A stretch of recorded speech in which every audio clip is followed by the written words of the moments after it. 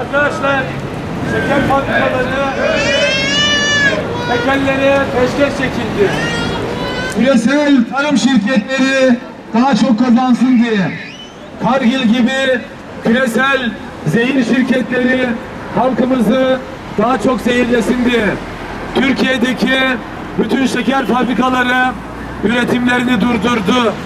Maalesef ithal şeker, nişasta bazlı şeker ve buna benzer ne kadar zararlı ürün varsa halkımızın sofrasına zorla konulmaktadır. Dolayısıyla bizler şeker fabrikaları halkındır, satılamaz diyoruz.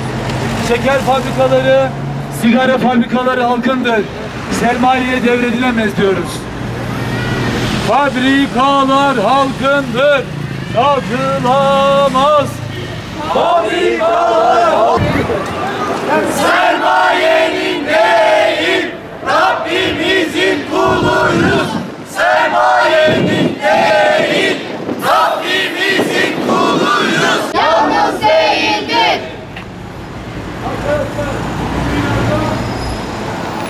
Ediyor, KHK zulmü devam ediyor. Katil İsrail, Filistin'den defol. Katil İsrail, Filistin'den defol. Kahrolsun kapitalist yağma düzeni. Kahrolsun kapitalist yağma düzeni. Kahrolsun kapitalist yağma düzeni. Bugün bütün bir yeryüzünde ayağa kalkan, emek ve alın terinin sesine sesimizi katmak, zalimlerin, müstekbirlerin karşısında hakkı ve adaleti müdafaa etmek için bir araya geldik. Çünkü biliyoruz ki 1 Mayıs acının, mazlumiyetin isyana dönüştüğü gündür. 1 Mayıs, adalet, hak ve hukuk arayışının ete kemiğe büründüğü bir gündür. 1 Mayıs, ekmeğin hakça paylaşılmasını talep etme günüdür. 1 Mayıs, emekçi kitlelerin haysiyet mücadelesini bayraklaştırma günüdür. 1 Mayıs, kapitalist hegemonyayı, emperyalist dayatmayı geriletme ve yıkma, azim ve kararlılığını ilan etme günüdür. Kardeşler, emeği köleleştirerek ilahlık iddialarında bulunan sermayeye ve onun hizmetkarlarına karşı sermayenin değil, Rabbimizin kuluyuz sözünü yükseltmek için tevhid, adalet, özgürlük şiarıyla yine 1 Mayıs'ta alanlara çıktık. Herkes şunu bilmelidir ki zulüm sürdükçe meydanlarda olacağız, emek ve alın teri yağmalandıkça sıkılı yumruklarımız inmeyecek, sloganlarımızın yankısı şehirlerimizin cadde ve sokaklarından eksilmeyecek. Egemenlerin, sermaye sahiplerinin zindana çevirdiği bir dünyada yaşıyoruz. Yoksulluk ve hukuksuzluğun pençesinde kıvranan bir ülkede yaşıyoruz. Biliyoruz ki yerelden küresele problemlerimiz birbiriyle irtibatlıdır. Bu gerçeği ıskalamıyoruz. Arkadaşlar, kendi giden, etkisi devam eden ağır bir OHAL süreci yaşıyoruz. Binlerce kamu emekçisinin haksız, hukuksuz ihraçlarla ekmeğinden edildiği, adil ve şeffaf yargılamalar olmaksızın insanların haysiyetlerinin hedef alındığı bu süreç tarihe büyük zulümler başlığı altından çoktan girmiştir. Bugün OHAL mağduru insanların yaşadıkları acılar sürüyor. Hapishaneler kapasitelerinin kat kat üzerinde mahkumlarla dolu. Ana babalarından koparılan evlatlar perişan. İntihar eden, ekmek paralarını kazanmak için iş cinayetlerinde can veren, yakalandıkları amansız hastalıkların pençesinde kıvranan, sayısız KHK'nın hesabını veren yok. İşlerinden edilen onca emekçinin başvurusu ise nasıl çalıştığı belli olmayan bir komisyonun keyfi kararlarına kalmış durumda. Milyonlarca emekçi resmen açlık sınırının altında yaşamakta, yoksulluk sınırını ise hayal bile edememektedir. Kriz koşullarında 2020 liralık sefalet ücreti bir kişinin karnını doyurmaya yetmemekte, ailelerden bütün bireyleriyle topyekün köle olmaları istenmekte ve böylece onlara bir cehennem hayatı dayatılmaktadır.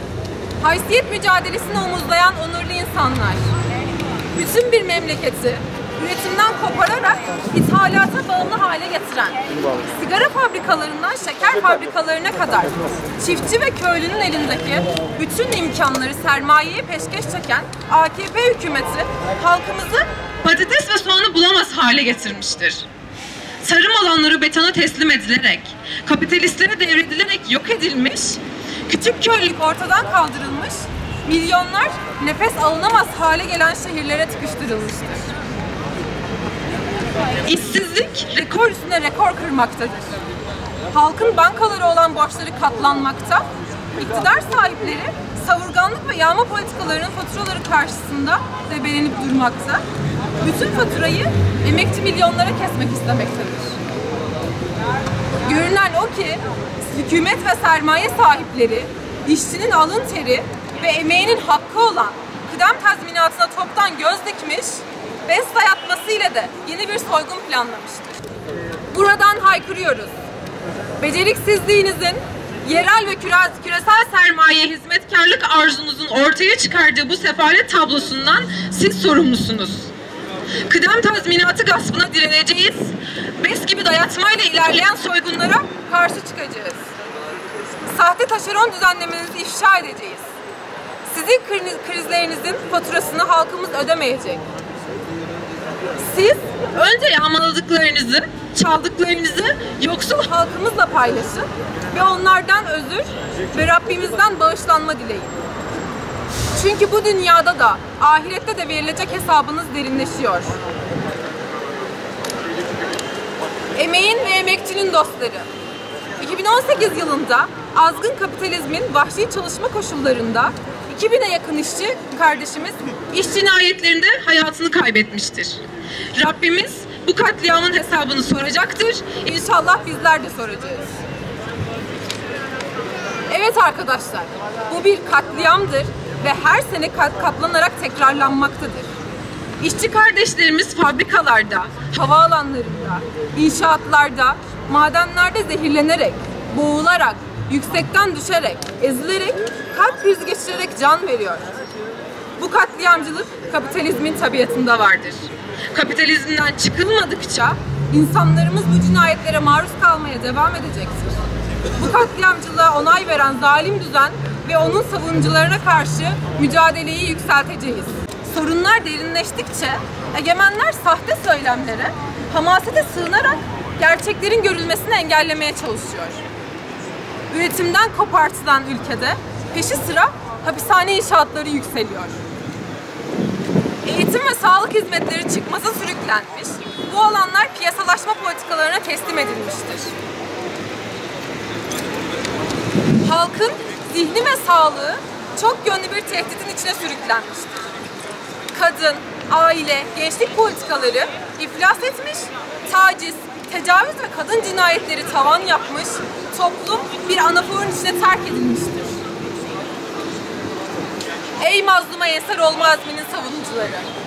Hayatımızı bir bütün halinde ele geçirmek isteyen neoliberal saldırganlık ülkelerimizi ateşe atmakta, halklarımızı mültecileştirmekte, coğrafyalarımızı işgal etmekte, Rabbimizin bütün insanlık için eşit olarak armağan ettiği nimetlere el koymaktadır. Kanayıp duran Kürt meselesinden unutulan Kudüs'ün özgürlüğüne, her bir yanı tutuşan Orta Doğu'dan, açlığın ve savaşın pençesindeki Yemen'e, sömürü kıskacındaki Afrika'dan, topraksız halkların Güney Amerika'sına, katliam sürgünündeki Rohingya'ya, şehirlerin merhametsizliğinde üşüyen evsizlere, katledilen tabiata ve hayvanlara uzanan bir zulüm silsilesine muhatap olmanın bilinciyle insanlığa çağrımız Rabbimizin Ali İmran suresindeki şu beyanıdır. Hep birlikte Allah'ın ipine sımsıkı tutunun ve birbirinizden kopmayın.